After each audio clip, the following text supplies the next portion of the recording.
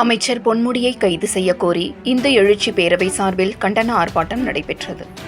விழுப்புரம் நகராட்சி திடலில் நடந்த ஆர்ப்பாட்டத்திற்கு மாநில தலைவர் சந்தோஷ்குமார் தலைமை தாங்கினார். பொதுச் செயலாளர் சதீஷ் கண்ணன் முன்னிலை வகித்தார். செயலாளர் பிரபு வரவேற்றார். தர்மகுரு கருடானந்தா சுவாமிகள், பாஜக கல்வியாளர் பிரிவு மாநில செயலாளர் விஜயலட்சுமி ஆகியோர் கண்டன உரை ஆற்றினர்.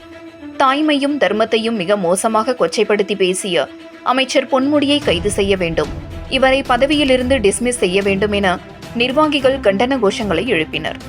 மாவட்ட தலைவர் கமல் சரவணன், பல்லவ மண்டல தலைவர் பம்மல் சிவா, அமைப்பாளர் சரவணன், மாநில செயலாளர் ஜெயஸ்ரீ தேவன், இளைஞரணி அமைப்பாளர் விக்னேஸ்வரன் உள்பட நிர்வாகிகள் பலர் கலந்து கொண்டனர். விக்கிரவாண்டி தொகுதி அமைப்பாளர் விமல்ராஜ் நன்றி கூறினார். 7 கிரீன் நியூஸ் செய்திகளுக்காக விழுப்புரம் மாவட்ட செய்தியாளர் எஸ் கலைக்குமார்.